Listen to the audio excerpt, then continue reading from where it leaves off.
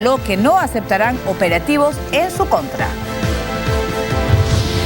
Y el presidente turco arremete con todo luego de condenar al Papa Francisco. Hoy amenazó con expulsar a más de 100.000 armenios de su país.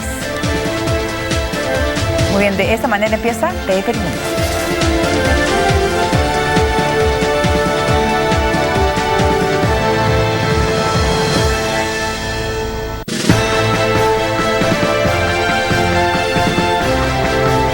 Sigas mintiendo, a mí no me puedes engañar. Yo sé que me pones los cuernos, pero el batería de siniestro total. ¿Te crees que no me entero? Que me chupo el dedo, como yo te veo otra vez con él. Te vas a enterar que ese imbécil del sombrero, que me han dicho que estás con él. Los cazadora de cuero, su látigo y su revólver, qué bien. Indiana Jones ya no quiere arcas de historia. Vuelve el héroe para llevarse a mi novia. Dios mío, ¿qué te he hecho yo? Nunca me he portado mal contigo, niña. Dios mío, ¿qué te he hecho yo? Teniendo de fondo con la música de Hombre G, empezamos el programa. Amigos, ¿cómo están? Bienvenidos. Farid Cajat en el análisis. Y bueno, España se ha sentido también ofendido, ¿no? Por lo dicho por Nicolás Maduro, que dice ahora que España tiene la culpa de todo lo que está sucediendo en su país. Y al final Estados Unidos, ¿en qué plano queda? No entiendo. ¿Cómo estás, Farid? Buenas tardes. Sí, curiosamente, como ha empezado un proceso de diálogo con Estados Unidos, ahora el imperio no es el enemigo, pero el régimen venezolano siempre necesita un enemigo externo que le ayude a cohesionar el frente interno, y ahora se decidió por España. Así es, nosotros vamos a comentarles que el presidente Nicolás Maduro ha llamado racista al presidente del gobierno español, Mariano Rajoy. La Moncloa ha considerado de intolerable la declaración de Maduro y llamó a consulta a su embajador en Caracas. Este martes, los distintos grupos parlamentarios del Congreso de España aprobaron una proposición no de ley para criticar al gobierno de Venezuela por la detención arbitraria de líderes de oposición y para pedir su libertad. Esta iniciativa no ha sido considerada pertinente por el líder del chavismo, que ha hecho pública sus diferencias con el líder del Ejecutivo español, Mariano Rajoy. Rajoy es un rolo racista. Pero tiene racismo histórico. Racismo social, el Rajoy, el rajado de Rajoy, que está detrás de todas las maniobras contra Venezuela, está detrás de todas las jugadas, de todas las asquerosidades contra la patria de Bolívar. Durante la emisión del programa En Contacto con Maduro, el jefe de Estado venezolano reiteró que próximamente anunciará una serie de medidas contra el gobierno español, al que tildó de corrupto. Se acabó, Rajoy, tus abusos, se acabó, ya se acabó, a Venezuela se respeta. Ya basta de abuso, que las cortes opinan, vayan a opinar de su madre, pero no opinen de Venezuela. Ya basta. Cortes de España es abusadora, élite corrupta de España. Tras estas declaraciones, el Ejecutivo español emitió un comunicado calificando de intolerables las declaraciones, agresiones y amenazas de Maduro, que no aportan al entendimiento de ambos estados. Por esa razón, el Ministerio de Asuntos Exteriores de Madrid convocó al embajador venezolano Mario Isea. Lo mismo hizo la canciller sudamericana Delcy Rodríguez, que llamó a consulta al embajador de España en Caracas, Antonio Pérez Hernández y Torra. En medio de este impasse diplomático, Lilian Tintori y Mixi Capriles, esposas de los presos políticos Leopoldo López y Antonio Ledesma respectivamente, agradecieron desde Chile el interés de los diputados españoles y aseguraron que las expresiones de Maduro son una muestra de que Venezuela vive bajo un régimen antidemocrático. Muy bien, y vamos a hablar de Venezuela y este impasse diplomático, se puede decir, entre ambos países, que ahora resulta que Maduro ha dejado a un lado, porque tampoco se ha olvidado de los Estados Unidos por el momento, y ahora es España la causante de todos los problemas que vive el país, cuando Venezuela está al borde, o no decir ya a punto de la recesión, una situación económica muy grave. Sí, ese es el tema para mí, ¿no? O sea, digamos, yo entiendo qué papel cumplen estas presuntas amenazas externas para el gobierno, ¿no? Por un lado ponen a la oposición no en el plano de una oposición legítima, sino en el plano de ser quintacolumnistas de la amenaza externa. Y en segundo lugar, como ha hecho durante mucho tiempo el gobierno cubano, que sí tiene en todo caso de qué quejarse, el embargo económico, cosa que no existe en Venezuela, sirve como forma de evitar asumir responsabilidades por los problemas políticos y sobre todo económicos internos. El tema es que yo no sé cuántas veces más vamos a comentar sobre este tipo de temas, pero además yo entiendo que al gobierno venezolano le convengan estas cortinas de humo, pero tarde o temprano tiene que dedicarse a gobernar. O sea, por ejemplo, una de las razones por las que ataca España, creo, es el hecho de que hay grandes intereses económicos de empresas españolas en Venezuela y a España no le conviene escalar estas confrontaciones para evitar que se afecten los intereses de sus compañías en Venezuela.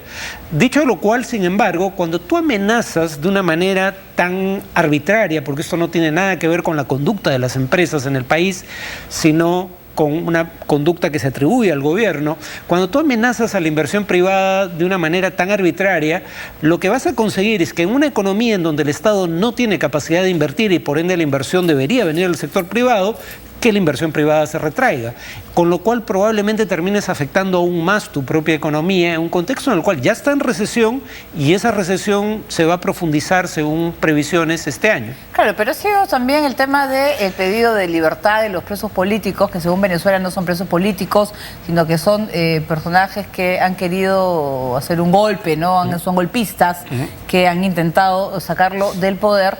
Y la presencia de Lilian Tintori en en Madrid y todas las reuniones que tuvo. Pero también ha estado en Chile.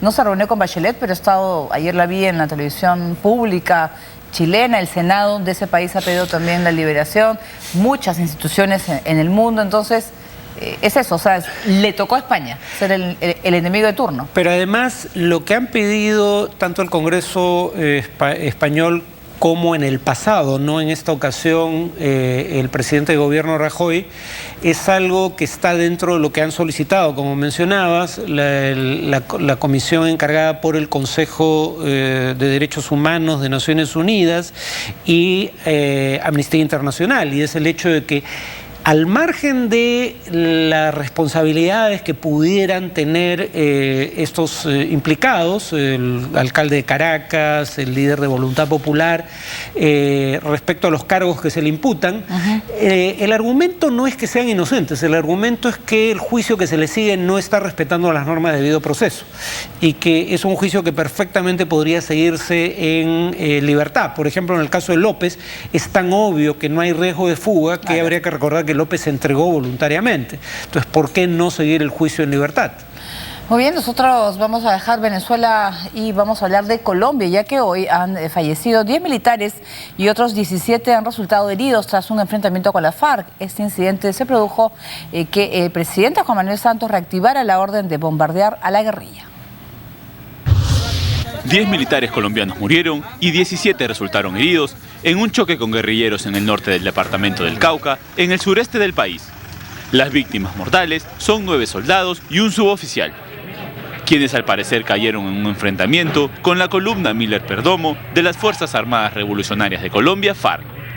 El ejército no ha podido llegar a la zona donde se produjo el ataque debido a las difíciles condiciones de acceso al lugar, que es montañoso y selvático. En un área donde sabíamos que había presencia de la cuarta comisión de la columna móvil Miller Perdomo.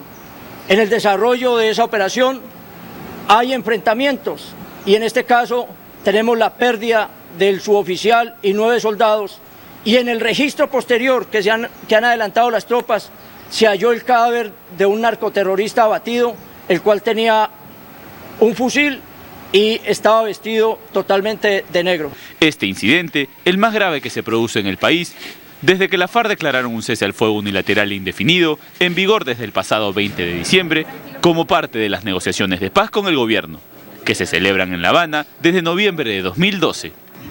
Manifestamos nuestra preocupación por los hechos que han registrado de unos combates en el Cauca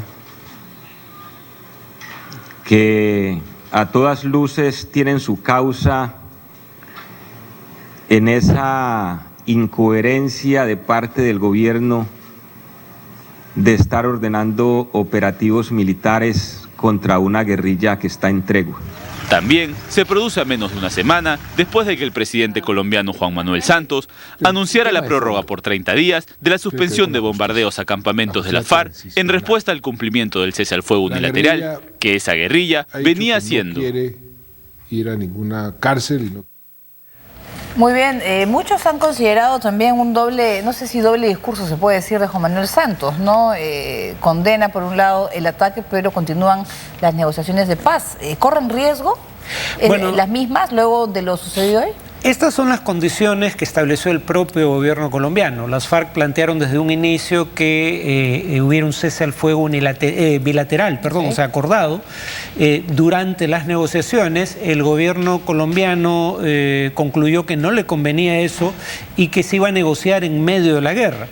Entre otras razones porque la presunción, y creo que correcta, del gobierno colombiano era que las FARC estaba dispuesta a negociar precisamente porque estaba perdiendo la guerra y que presionarla en el campo de batalla era probablemente la vía más corta para obligarla a hacer concesiones en la mesa de negociaciones. El tema, sin embargo, es que en ese contexto ya habían algunos indicios de que el gobierno estaba dispuesto a considerar la posibilidad de que el cese al fuego fuera bilateral. Primero porque presuntamente las negociaciones están muy avanzadas y él decía que cuando concluyan las negociaciones habrá un cese al fuego bilateral, pero en todo caso ya había dado pasos en esa dirección. Uno, detener los bombardeos contra Blanco de las FARC. Dos, había un acuerdo conjunto para remoción de minas antipersona. Colombia es uno de los países con mayor número de minas antipersona en el mundo, digamos, dispersas en el territorio. Claramente el país con más minas antipersona en el hemisferio occidental. Entonces parecían estarse dando pasos no solo hacia la conclusión de la negociación, sino hacia un cese al fuego bilateral. Esto, en materia de cese al fuego bilateral, trae todo a foja cero. O sea, se sigue negociando en medio de la guerra. El tema es que, si bien la negociación continúa, la negociación es más impopular que antes. Y además, incluso entre la mayoría que todavía apoya las negociaciones, había, sin embargo, una mayoría amplia que estaba a favor de la negociación, pero no a favor de la amnistía contra dirigentes de las FARC. Después de una acción como esta, esa mayoría probablemente crezca. En ese sentido, esto es un golpe político para Santos y fortalece a su principal opositor y anterior mentor, Álvaro Uribe. Y las Fuerzas Armadas de Colombia han dicho que ellos quieren la paz, que ellos apoyen el proceso de paz. Pero ¿cómo puedes tú apoyar un proceso de paz en el cual también te ataca la FARC? O sea, yo no entiendo. Se atacan entre ellos. Se atacan mutuamente. Y estamos a la vez conversando para lograr la paz. O sea, ¿qué pasa si alguno de ellos comete un exceso? ¿Se interrumpen las negociaciones? No, es que nuevamente... O sea, que tendré que matar a cuántos, digo yo. ¿A cuántos? Digamos, o qué pasar para que...? Yo creo que las FARC son un grupo terrorista infame. Dicho lo cual, el tema es que el Estado no lo ha podido derrotar, por eso negocia con ellos, y fue el Estado el que estableció estas condiciones. Se negocia en medio de la guerra. Sí, además es que la pregunta es, o sea, ¿hasta dónde se puede llegar a la FARC? Realmente si ellos desean o no llegar a la paz. O sea, porque puede ser que estén, no sé, pues como dicen algunos, dorando la píldora. O sea, hago como que negocio, pero realmente mi objetivo no es alcanzar la paz definitiva con el gobierno colombiano. Bueno, es que las FARC negocia porque estaba perdiendo la guerra, o sea, porque ha visto reducida la tercera parte de su número de efectivos. Entonces está negociando para buscar una solución política que sea mejor a una derrota militar definitiva, que ocurriría tarde o temprano. Muy bien, nosotros pues vamos a estar muy pendientes de lo que sucede en este proceso, ya que el presidente Juan Manuel Santos pues, ha escrito en su cuenta de Twitter que el hecho no quedará impune y ordenar a Fuerzas Armadas levantar la suspensión de los ataques. Muy bien, vamos con la franja electoral. Espacio no electoral gratuito. Ley de